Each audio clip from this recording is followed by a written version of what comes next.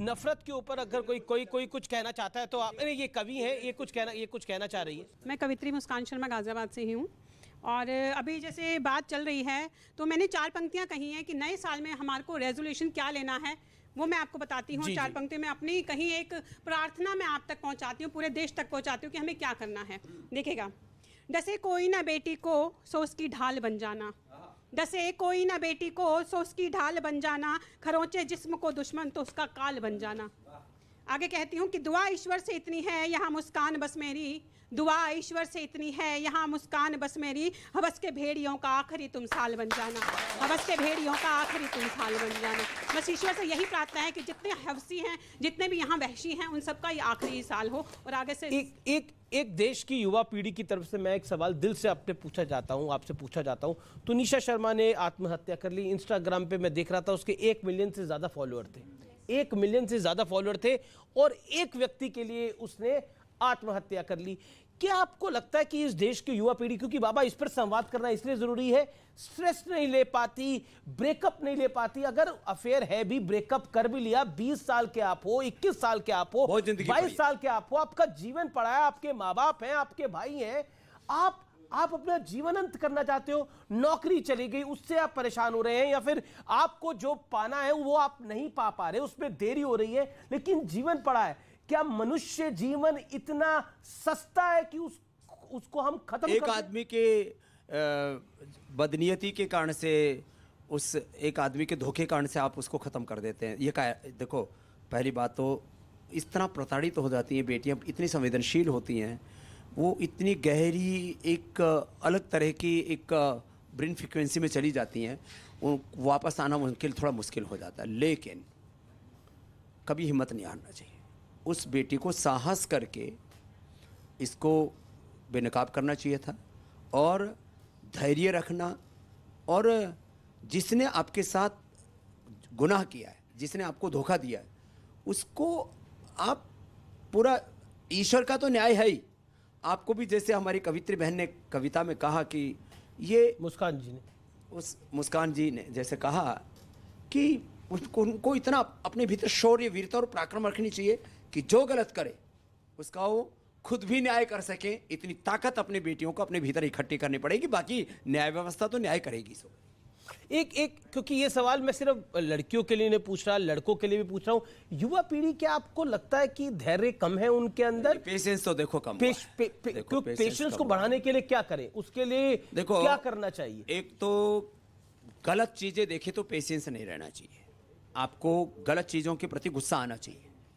गुस्सा जायज है, गुस्सा यदि नाजायज होता तो भगवान हमारे भीतर डालते ही नहीं। बुरी चीजों पर जिसको आक्रोश नहीं आता, क्रोध नहीं आता, जो पाप को, अन्याय को, अधर्म को जो सहते रहते हैं, वो भी पापी, अधर्मी और अन्यायकारी है। इसलिए आना चाहिए आपको। लेकिन ये ऐसा है कि आपको गुस्सा भी आना चाहिए बुरी चीजों पर, लेकिन आपको संयम भी नहीं खोना चाहिए।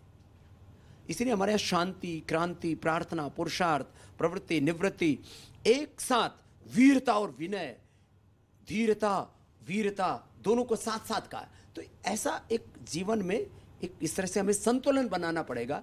ये बड़ी महत्वपूर्ण बात है कि आपको महसूस करना है, अगर आपको गुस्सा भी आए तो आपको अपना स्वयं का नुकसान नहीं कर लेना, जिससे आपके परिवार कठिनाई में फंस जाए, आपके परिवार को नुकसान हो। वो नुकसान किसी का नहीं है, वो नुकसान आपका है, आपके अपने स्वयं का है। इसलिए महत्वपूर्ण है कि आप अपने गुस्से पर संपूर्ण रूप से काबू करें, संयम बरतें, जैसा बाबा रामदेव ने कहा है। आपने देखा होगा कि लड़की से जब लड़का मिलता है, बहुत सारे ऐसे किस्से आ रहे हैं सर, लव जिहाद का रूप इसको भी दिया गया है कि जब लड़की से लड़का मिलने आता है तो उसका नाम अमन रहता है, लेकिन बाद में पता चलता है वो अमन नहीं, अरमान था। तो सर ये बहुत बड़ा पाप है, ये अपराध है, ये क्राइम है, और इसकी उसको सजा मिलनी चाहिए। मैं यही कह रहा हूँ कि इस तरह के प्रावधान होने चाहिए। कभी टीवी डिबेट से बात नहीं बनेगी, इस देश के अंदर ऐसे लीगली प्रोविजन होने चाहिए। एक और मुद्दे पर आता हूँ। इस देश में उसकी काफी बात हुई, रामलला का मंदिर तो बन ही रहा है, उसका जब भूमि पूजन हो रहा था तब आप गए, अब जब मंदिर बन जाएगा तब भी आप जाएंगे। काशी विश्वनाथ के मंदिर को भव्य स्वरूप दिया गया, तब आप गए। अब श्री कृष्ण जन्मभूमि और शाही ईदगाह का विवाद भी मथुरा कोर्ट में आ गया है, ज्ञानवापी का विवाद भी कोर्ट में आ गया है, कैसे देखते हैं आप? देखिए, जैसे इस्लाम के पवित्र स्थान हैं, मक्का, मदीना और भी बहुत सी पवित्र मस्जिदें हैं पूरी दुनिया में। किसी भी एक मस्जिद पर बस एक थोड़ा यरूशलेम में थोड़ा सा विवाद है, वो उसके अलग कारण है, ऐतिहासिक कारण है उसके। बाकी मक्का मदीना में कोई विवाद है, वेटिकन सिटी में कोई विवाद है जहाँ हमारे पूरे वर्ल्ड के जो है चर्चेज हैं उनके हेड बैठते हैं। तो जब मक्का मदीना में कोई कंट्रोवर्सी नहीं है, जब जो है वेटिकन सिटी में कोई कंट्रोवर्सी नहीं है, जबकि उसको एक राष्ट्राध्यक्ष की तरह डील करते हैं, जबकि और पूरे वर्ल्ड में उनकी करेंसी है, सब कुछ चलता है। तो राम की जन्मभूमि, कृष्ण की जन्मभूमि और शिव को भूमि काशी विश्वनाथ, इन पर तीनों पर तो मैं चाहता हूँ कम से कम देश में कोई विवाद नहीं होना चाहिए। और इसमें हिंदू और मुसलमान दोनों को साथ आकर के कहना चाहिए कि राम केवल हिंदुओं के नहीं, वो पूरे हिंदुस्तान के हैं। कृष्ण पूरे हिंदुस्तान के, शिव पूरे हिंदुस्तान के। ये तो ये एक फैक्ट है।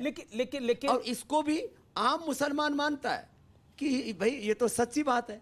राम को जो है वो कोई लेकिन आपके परम मित्र हैं असदुद्दीन ओवैसी, आपको बड़ा प्यार करते हैं। ओवैसी इस फैसले से, कोर्ट का जो भी फैसला आता है, चाहे वो ज्ञानवापी का हो, चाहे वो श्री कृष्ण जन्मभूमि और शाही ईदगाह का फैसला हो, उस पर बेहद नाराज है। वो कहते हैं गलत है कोर्ट, कैसे फैसला दे सकती है? एक तो थैंक यू ओवैसी जी, वो मोदी जी को जिताने में बड़ी भूमिका निभाते हैं। वो मतलब हिंदुओं को पोलराइज कर देते हैं। और ये जो लोग बोलते हैं ना, मैं तो कभी कभी टीवी शो देखता हूँ, आपका भी देखता हूँ, बहुत ठोकते हो आप भी बहुत ज़ोर से।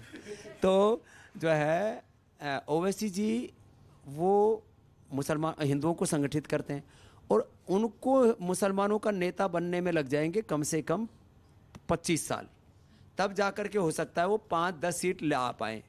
तो मुसलमानों को बड़ा नुकसान कर रहे हैं, इसलिए मुसलमानों को ओवैसी को छोड़ देना चाहिए यदि अपना हित चाहते हैं। जी, कुछ सवाल भी हैं, काफी लोग सवाल पूछना चाहते हैं, माइक दीजिए सबको। हाँ। मेरा नाम जिस्तान चिश्ती है और मेरा सवाल सर आपसे भी है, और एक बहन वहाँ पे जो बोल रही थी कि अमन बन के जाते हैं और अरमान निकलते हैं। तो सर जैसे कि एक ये बुल्ली बाई और सुल्ली डील्स आया था और स्क्रीनशॉट इसके वायरल हुए थे कि एक टारगेट किया जा रहा था एक समुदाय की लड़कियों को, तो इसको आप किस नज़र में देखते हैं? इसको आप लव जिहाद देखते हैं या नहीं देखते हैं आप? देखो, किसी भी तरह से अपनी पहचान छिपा के, अपना कुल खानदान छिपा के, पहले साधु लोग अपना कुल खानदान घर परिवार नहीं बताते थे, बोले हम तो वैराग्य के रास्ते पर चल पड़े। लेकिन आज लीगली आपको अपनी पहचान बतानी होगी। मैं भी अपने यहाँ सन्यासी बनाता हूँ तो सबका कुल परिवार वंश खानदान देखता हूँ, कोई यदि गलत कर देगा तो जिम्मेदार कौन होगा। इसलिए किसी को भी अपनी पहचान छुपाना ये बहुत बड़ा क्राइम होना चाहिए, और जो ऐसे पहचान छिपाते हैं किसी भी मजहब के हों उनको सख्त से सख्त सजा मिलनी चाहिए। ये तो इसमें तो किसी भी तरह का कोई कंफ्यूजन नहीं होना चाहिए। एक